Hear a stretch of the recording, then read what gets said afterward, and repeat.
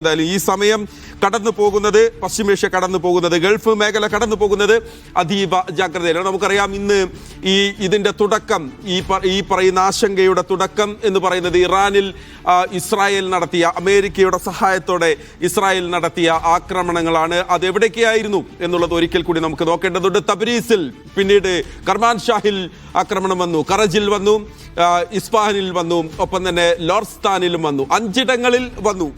അവിടെ 5 ഇടങ്ങളിൽ ആക്രമണങ്ങൾ വന്നു. വലിയ തോതിലുള്ള ആക്രമണങ്ങൾ അവിടെയും വന്നു. അപ്പോഴും പറയുന്നത് അവിടുത്തെ സൈനിക നേതാക്കളെയും കമാൻഡർമാരെയും ഒപ്പം തന്നെ അവിടുത്തെ രാഷ്ട്രീയ നേതാക്കളെയും ഇപ്പോൾ അമേരിക്കയ്ക്കും ഇസ്രായേലിനും എതിരെ നിൽക്കുന്ന ശബ്ദിക്കുന്ന ആളുകളെ ലക്ഷ്യമിട്ടായിരുന്നു ഞങ്ങളുടെ ആക്രമണം എന്ന് ഇസ്രായേൽ കൂടി പറയുകയാണ്. MCA നാസർ ഒരിക്കൽ കൂടി നമുക്കൊപ്പം ചേരുകയാണ്. MCA, ഇപ്പോൾ നമുക്കറിയാം ഗൾഫ് രാജ്യങ്ങളിൽ പലയിടത്തും ഇപ്പോഴും പൂർണ്ണമായി ഒരു ഈ സാഹചര്യം അവസാനിച്ചു എന്ന് നമുക്ക് പറയാൻ പറ്റുന്ന ഒരു അവസ്ഥയില്ല. ഇപ്പോൾ ഈ കഴിഞ്ഞ കുറച്ച് മണിക്കൂറുകൾ, കഴിഞ്ഞ 2 മണിക്കൂർ, ഒരു പക്ഷേ ഒരു 2:30 മണി 3 മണി MCയോട് സംസാരിക്കുന്ന സമയത്ത് ഇപ്പോൾ സംസാരിക്കുന്നത് പോലെയല്ല. കഴിഞ്ഞു പോയ 2 മണിക്കൂർ അതീവ ജാഗ്രതയിലായിരുന്നു അവിടെ.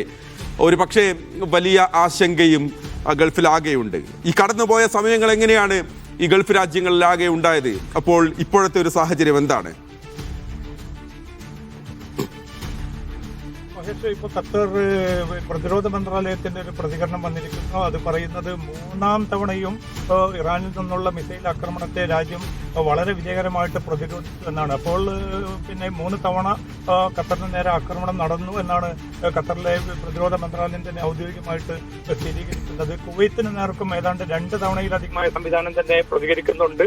മറ്റ് ഗൾഫ് രാജ്യങ്ങൾക്ക് പക്ഷേ ഇതിന്റെ ഏറ്റവും ഇപ്പോൾ പുതുതായിട്ട് പുറത്തു വന്നിരിക്കുന്ന റിപ്പോർട്ട് പ്രകാരം ഈ പ്രതിസന്ധി അധികം നീണ്ടുപോകരുത്, എത്രയും പെട്ടെന്ന് ഈ സംഘർഷത്തിന് പരിഹാരം കാണണമെന്ന് പല ഭാഗങ്ങളിലുമുള്ള തിരക്കിട്ട നീക്കങ്ങൾ നടക്കുന്നു.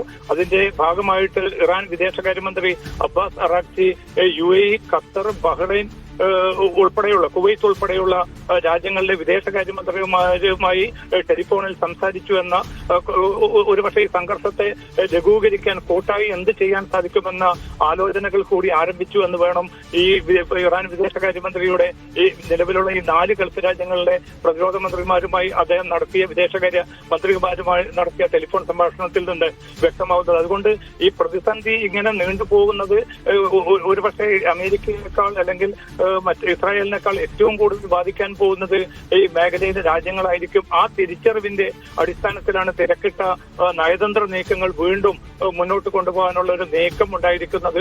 അതിനോട് അനുഭാവപൂർണ്ണമായി, കാരണം തങ്ങളുടെ ആഭ്യന്തര ഭദ്രതയ്ക്ക് നേരെ, തങ്ങളുടെ സുരക്ഷാ സംവിധാനത്തിന് നേരെ ഇറാൻ നടത്തിയ ആക്രമണത്തോട് കടുത്ത വിയോജിപ്പ് രേഖപ്പെടുത്തുന്ന ഘട്ടത്തിൽ പോലും ഇനിയെങ്കിലും ഈ പ്രശ്നം വഷളാകാതെ, അല്ലെങ്കിൽ പിന്നെ ജനങ്ങളുടെയും ഈ മേഖലയുടെയും ഭാവിക്ക് വലിയ തോതിൽ പോറലേൽപ്പിക്കാത്തത് എങ്ങനെ പരിഹരിക്കണം എന്ന ചർച്ചയിലേക്ക് കൂടിയാണ് ഇപ്പോൾ കാര്യങ്ങൾ നീങ്ങുന്നത്. പക്ഷെ അത് എത്ര കണ്ട് വിജയിക്കുമെന്ന കാര്യം വ്യക്തമല്ല. കാരണം അടുത്ത 4 ദിവസം എന്തായാലും ഈ ആക്രമണം ഇതേ സ്വഭാവത്തിൽ തന്നെ തുടരുമെന്നാണ് അമേരിക്കയും ഇറാനും അറിയിച്ചിരിക്കുന്നത്. ഇപ്പൊ തന്നെ ഇന്ന് രാവിലെ ഇറാനിൽ നടന്ന എലിമെന്ററി സ്കൂളിന് നേരെ നടന്ന ആക്രമണത്തിൽ കൊല്ലപ്പെട്ട കുട്ടികളുടെ എണ്ണം 24ആയി ഉയർന്നിരിക്കുകയാണ്. നേരത്തെ 4 കുട്ടികൾ മാത്രമാണ് മരിച്ചത് എന്ന റിപ്പോർട്ടുകൾ ഉണ്ടായിരുന്നു. ഇപ്പോൾ ആ മരണസംഖ്യ 24 കുട്ടികളാണ് ഈ ഇസ്രായേലിന്റെയും അമേരിക്കയുടെയും മിസൈൽ ആക്രമണത്തിൽ പൊലിഞ്ഞിരിക്കുന്നത്.